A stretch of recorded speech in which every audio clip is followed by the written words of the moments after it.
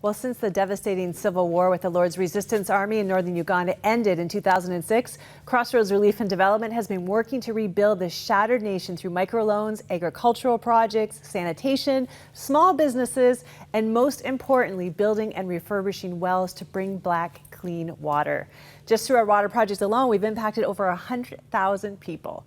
The director of our relief and development work, Dave Shelley, has just returned from Uganda, and he is here to give us an update. Dave, welcome back. Yeah, it's great to be back. There's some encouraging stories from our partners on the ground, and it was great to be there visiting them again. Well, you know, as I mentioned off the top of the program, Eastern Africa is experiencing an incredible drought, food shortages, starvation. And why are we not hearing about this in the news? Yeah, well, you know what? There's the news seems to change the story every day because there's something else going on, but it has affected a lot of the areas that we work in the north.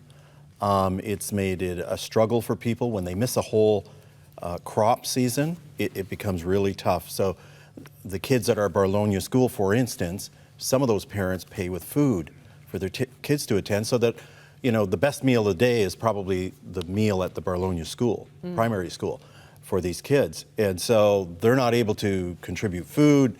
They don't want to send their children. So the drought causes a lot of problems. So we want to encourage them and work along with them to try to recover. We're hoping things will change for the next growing season. And Barlow is a town that was really devastated by a massacre. We've been able to build schools and bring agricultural projects, and we've done a lot in that town. Yeah, we have. It's been great, and they are so appreciative of it.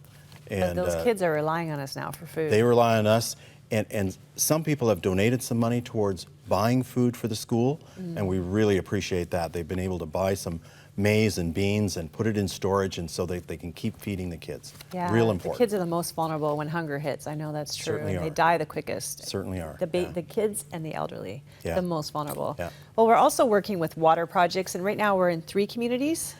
Yeah, well, we've been spreading farther and farther outside of Lyra, trying to get to some of these rural areas, into different communities that have been waiting the longest for clean water, who may have a well that, 10 years ago worked, but hasn't worked since the LRA have been there. Wow. So we're trying to reach out into those communities. They're far away, they're not always easy to get to, but through faithful supporters, we've been able to keep refurbishing wells and sometimes digging new ones. And one of these communities is the area where Joseph Kony is from. He's the one who actually kind of started or led the Lord's Resistance Army into this war. So in a way, they've kind of been overlooked in a sense. Like, he spawned this evil man. Of course. So that's what they're trying to address. They're trying to say, okay, we need to help these people as well. Yeah. It wasn't their fault. It wasn't them. And that was part of an IDP camp was in that area as well. So we're going to try to reach into that area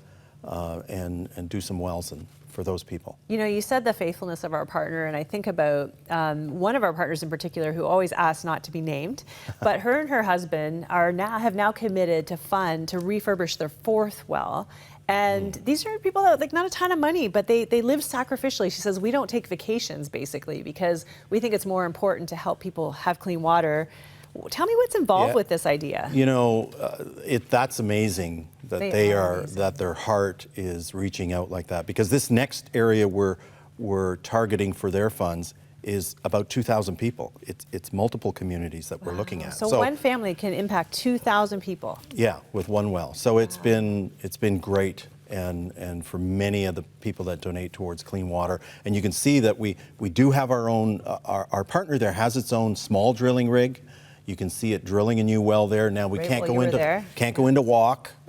rock rather, but we can dig shallower wells, and that's what we do if it's a community that just has no access at all. Because when the drought happens, those streams that they normally grab water from, where the animals go, I mean, those dry up. So it's even more important now that we keep that program going. So for people who want to sponsor well, like our partners who are doing their 4th well, it's what, about $3,500? About $3,500 Canadian, yeah. Well? Right, and it all depends on distance, and of course we have water user committees that we want to train so that the community knows how to take care of it. going forward. And we send them. And so if people want to sponsor a well, then we can. We were just seeing there you with a plaque, so you can actually you'll get GPS coordinates of your well. Yeah. And a picture of you with whatever kind of dedication they want. That one they whatever want. Whatever dedication. Yeah. Jesus, yeah. Whatever dedication, whatever you want on the plaque. People have done it in honor of people that have passed away.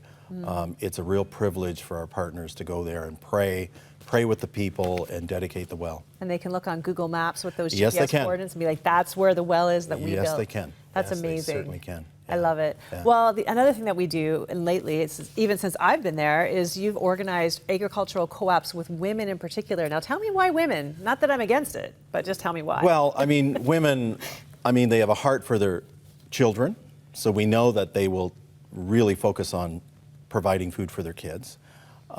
They are very eager to learn because through this process, it almost seems like they've been left behind a little bit, and we want their voice to be heard. So organizing them into co-ops of about 40 women, we're able to provide seeds and tools, training. They'll share wheelbarrows. You can see it on the picture. Yep. And they'll start a little savings account. So we kind of walk along with them for a few years and strengthen them as a group. You can see the training that happens. What do I do to the land before I plant? What kind of seeds should I be planting? And the savings is probably the biggest thing, where they all of a sudden every month they start to deposit some money. There's the lockbox. And you can see the lockbox. And I was asking when I was there, well, how do they protect it? Well, it's one of these lock boxes, and there's 3 locks. The president has a lock, secretary, treasurer, and nobody goes into that unless all 3 are there. So beginning of the meeting they count it, end of the meeting they count it. It's a good process for them to work together. And we're seeing them do quite well in this drought because they actually put aside, they stored away grain. Right. So that's one of the benefits is when these droughts hit, because we teach them how to save not only their money, but you save some of your crop for the next season to eat, it hasn't impacted them as much. They've been able to buffer. Now, they probably couldn't buffer 2 dry spells in a row, but the first one, it's not the panic that normally you see. Which brings domestic violence, Of which course. brings all kinds of... Oh yeah, the side effects can be really rough on people, scrounging for food. Which just shows and the children. success of these programs. You actually met a very special partner. We just have a minute left, but tell me about Joseph and his family. I was in a meeting, and Joseph is one of the first beneficiaries who kind of organized his area. And while I was in the meeting, he comes in and he sits in a chair, and I said, "Oh, Joseph, I haven't seen you for such a long time. How are you doing?" He said, the Lord has blessed me so much. And he said, "You guys," and he meant Crossroads, "have helped so many people." He says, you don't understand it. He said, "I just want to tell you, well done." And when he said, "well done," my mind flashes to Matthew 25. What have we done with the things God's put in our hand? And he said, I didn't have a home. I didn't have school fees. I didn't have food. I had nothing when I started. And because you came alongside and helped me, now I've gone from beneficiary to benefactor, because I'm helping the women. I'm paying school fees for child-headed households. I'm teaching them about chickens. He's got over 2,000 chickens and eggs, and that's him with his wife. And he said, "Just well done. Thank you so much." And he sent me his little testimony, and that was the title, From Beneficiary to Benefactor.